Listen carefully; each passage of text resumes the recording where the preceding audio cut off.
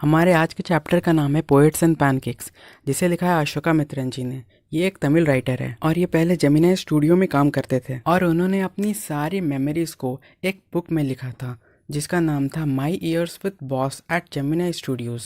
Gemini Studios Chennai में located है, जिसे फर्स्ट टाइम 1940 में इस्टेब्लिश किया गया था। जेमिनी स्टूडियो उस समय का एक बहुत ही बड़ा और फेमस स्टूडियो था जिसके फाउंडर थे एस वासन। और इस चैप्टर में अशोका मित्रन जी ने जेमिनी स्टूडियो के उन दिनों को अपनी मेमोरीज के फॉर्म में लिखा है। जेमिनी स्टूडियो में अशोका मित्रन जी का जो काम था वो था न्यूज़पेपर कटिंग का। वो न्यूज़पेपर के इम्पॉर्टेंट सेक्शंस को कट करके फाइल्स में सेव करके रखते थे। हालांकि उनका काम बहुत ही छोटा और बेतुका लगता था, लेकिन सिर्फ वो ही जेमिनी स्टूडियो में एक ऐसे व्यक्ति थे जिनके पास बहुत सारी इन्फॉर्मेशन रहती थी, क्योंकि वो न्यूज़पेपर कटिंग करते समय न्यूज़पेपर को पढ़ते भी थे।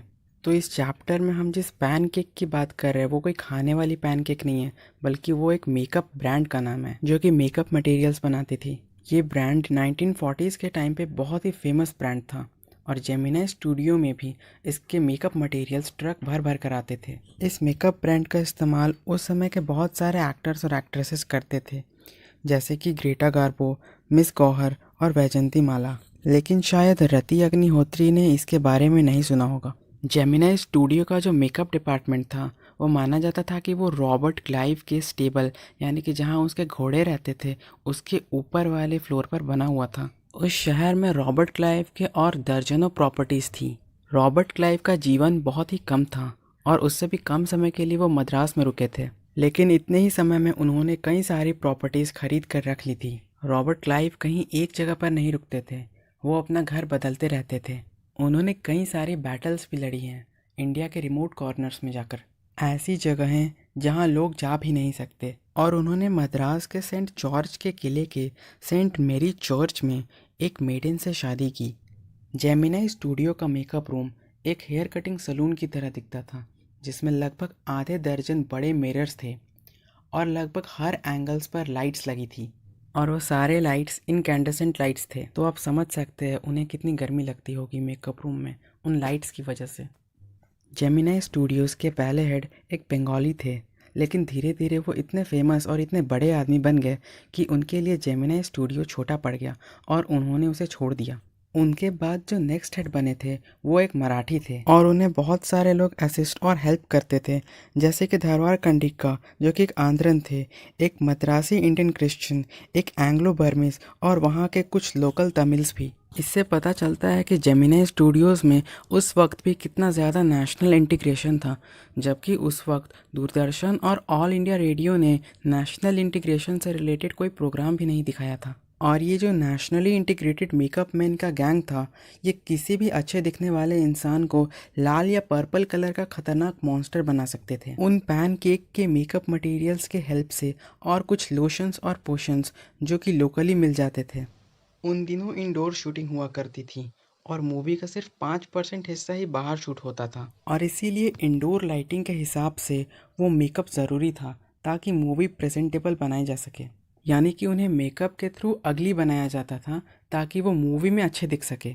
जेमिनी स्टूडियो के मेकअप डिपार्टमेंट में बहुत ही स्ट्रिक्ट हायरार्की फॉलो होती थी, यानी कि अलग अलग पोस्ट्स के पास अलग अलग अथॉरिटी और पावर्स होती थी। मतलब जो चीफ मेकअप मैन था वो चीफ एक्टर्स या एक्ट्रेसेस या मेन एक्टर एक्ट्रेसेस को अगली बनाता था, और सीनियर असिस्टेंट साइड हीरो और हीरोइन को मेकअप करते थे, और जूनियर असिस्टेंट मेन कॉमेडियन को, और जो क्राउड था उनको ऑफिस बॉय मेकअप करता था। फिर ऑथर उस ऑफिस बॉय के बारे में बताते हैं कि जेमिनी स्टूडियोज़ के मेकअप डिपार्टमेंट के पास अपना एक ऑफिस बॉय भी था, जिसे वो तब देखते थे जब शूटिंग होती थी। वो ऑफिस बॉय सारे मेकअप मटेरियल को एक बड़े से बाल्टी में मिक्स करता था और उन्हें क्राउड प्लेयर्स के फेस पर ऐसे लगा देता था जैसे कि वो पेंट कर रहा है, यानी कि वो उनके फेस पर उसे पोत देता था ताकि उनके चेहरे पर पोर्स और दाग धब्बे ना दिखे। और वो जो ऑफिस बॉय था वो असल में कोई बॉय नहीं था, वो एक 40 साल का आदमी था, और वो जेमिनी स्टूडियोज़ में बहुत साल पहले इस होप में आया था कि वो एक स्टार एक्टर बन जाएगा या टॉप स्क्रीन राइटर या डायरेक्टर या लिरिक्स राइटर बन जाएगा, और उसके अंदर थोड़ी सी पोएट्स वाली खूबियाँ भी थी। उस समय वो लोग क्यूब शेप्स की छोटी सी ऑफिसेस में काम करते थे जिसके दो साइड्स में फ्रेंच विंडोज़ लगे थे, और उन फ्रेंच विंडोज से लोग आसानी से हमारे ऑथर को काम करते हुए देख लेते थे। जब ऑफिस के बाकी सारे लोग हमारे ऑथर को सिर्फ न्यूज़पेपर की क्लिपिंग को फाड़ते डेस्क पर देखते थे तो उन्हें लगता था कि वो कुछ काम नहीं करते हैं, और उनके खुद के बॉस को भी यही लगता था। और कुछ लोगों को लगता था कि उन्हें इन सब के अलावा कोई ढंग का काम दे देना चाहिए, तो वो बिना परमिशन के उनकी ऑफिस में घुसते थे और उन्हें सुना कर चले जाते थे। एक दिन ऐसे ही ऑफिस बॉय ऑथर की केबिन में आता है और उसने ये डिसाइड कर लिया था कि वो ऑथर की आंखें खोलेगा कि कैसे यहाँ पर यानी कि जेमिनी स्टूडियोज़ में ग्रेट लिटरेरी टैलेंट को वेस्ट किया जाता है।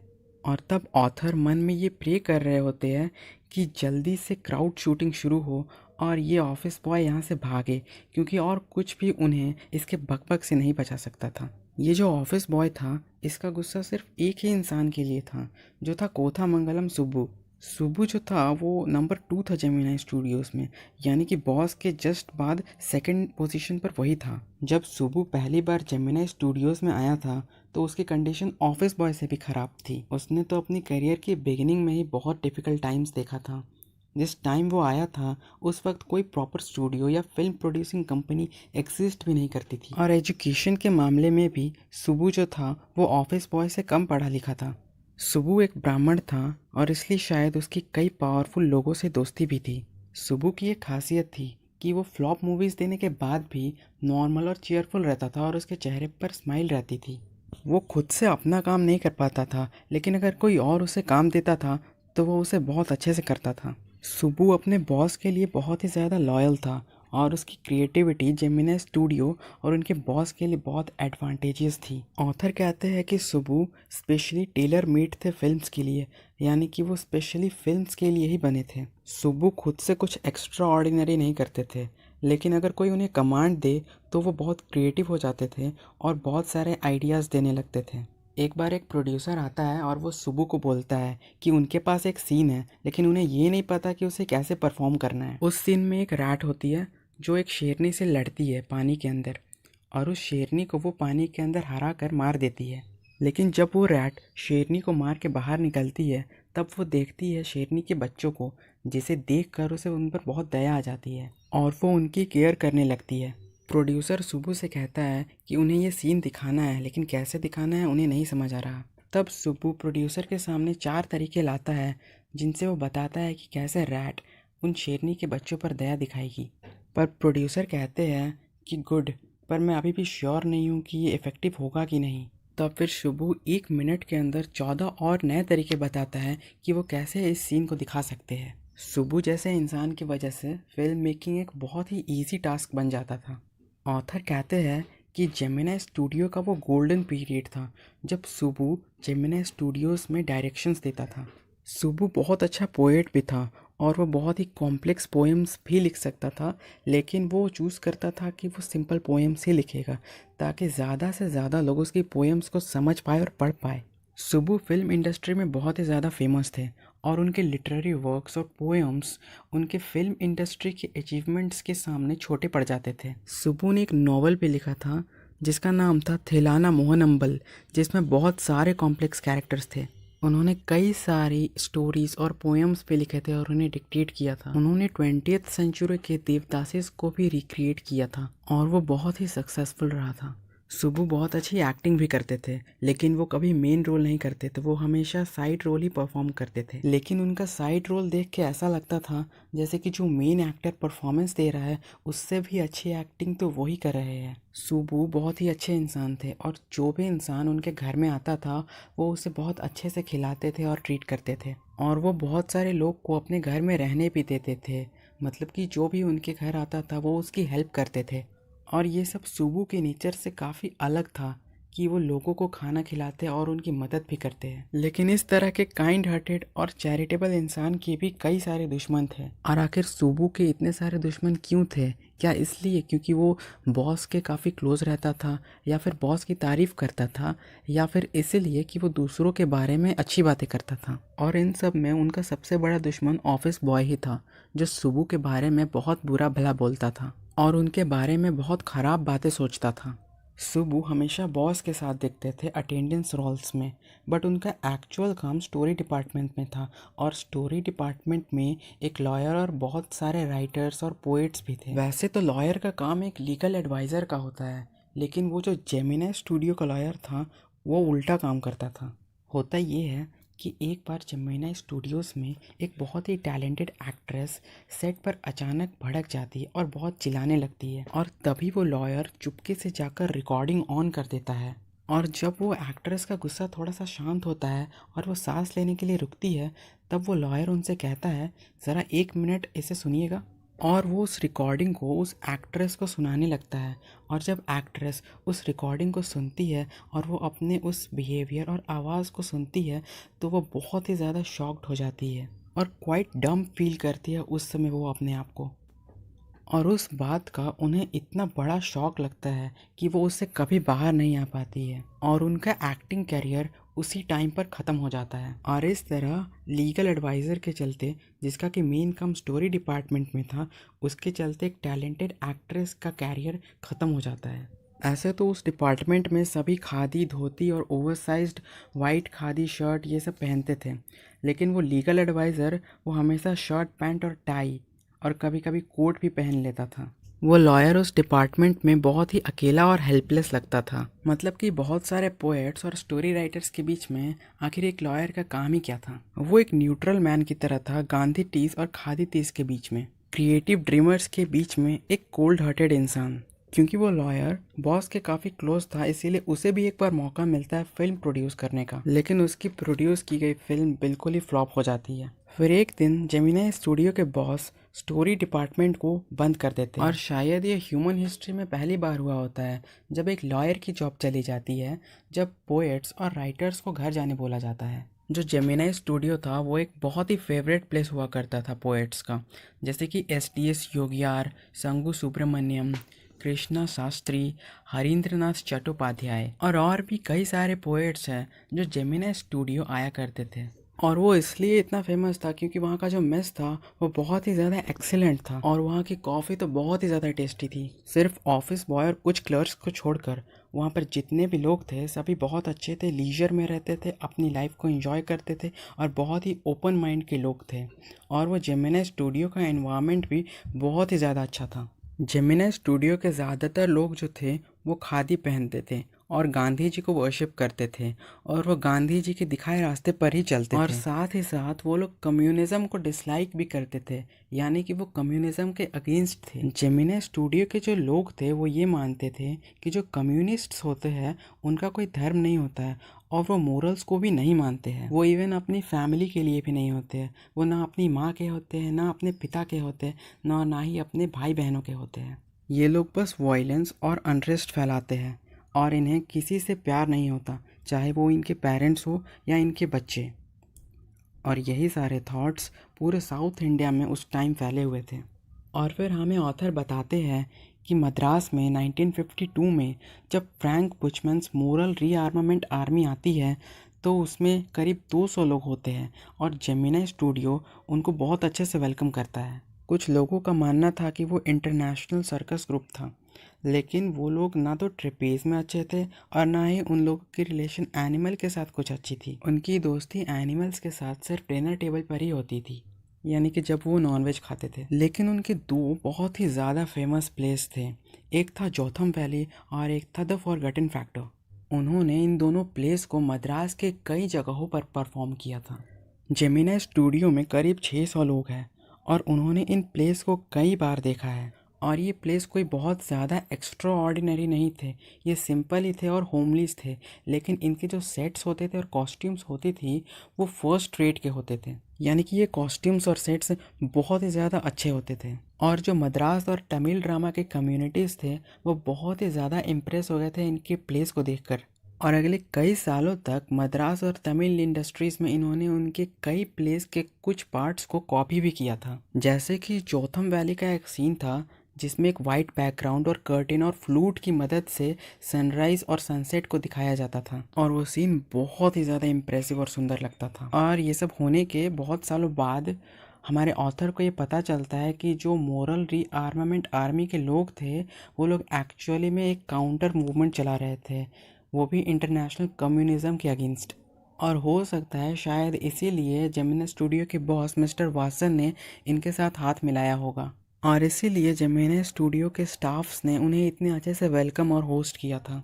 फिर ऑथर बताते हैं कि कुछ टाइम बाद, यानी कि कुछ मंथ्स बाद, फिर से एक बहुत ही इम्पॉर्टेंट इंसान जेमिनी स्टूडियो आने वाला होता है।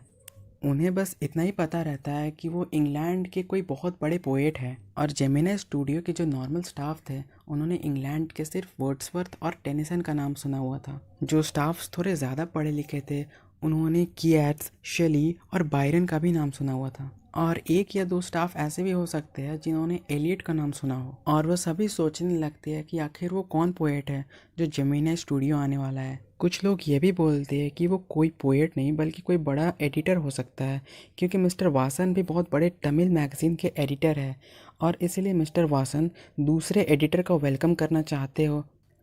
फिर वो पोएट जेमिनी स्टूडियोज़ आता है। वो आदमी एक बहुत ही टॉल इंग्लिशमैन था और बहुत ही ज़्यादा सीरियस भी लग रहा था। और फिर मिस्टर वासन उस पोएट के ऊपर एक बहुत ही लंबी स्पीच देते हैं, लेकिन उनकी स्पीच को सुनकर ऐसा लग रहा था कि वो भी उसे पर्सनली कुछ खास नहीं जानते हैं। वो अपने स्पीच में डेमोक्रेसी और फ्रीडम जैसे वर्ड्स को भी यूज़ करते हैं, और उनके बाद अब वो पोएट अपनी स्पीच देना शुरू करता है। लेकिन उस पोएट का एसेंट ऐसा था, यानी कि बोलने का स्टाइल ऐसा था कि यहाँ बैठे किसी भी इंसान को कुछ समझ नहीं आ रहा था। और उनके स्पीच देने के बाद जितने भी लोग उन्हें सुन रहे थे वो बहुत ही ज़्यादा कंफ्यूज्ड दिख रहे थे, और वो पोएट भी खुद बहुत कंफ्यूज्ड और अमेज्ड दिख रहा था ऐसे ऑडियंस का रिएक्शन देखकर। और फिर पोएट ये सोचते हैं कि इंग्लैंड से आया हुआ एक इंग्लिश पोएट आखिर एक तमिल इंडस्ट्री में आकर लोगों को क्या समझाना चाहता था।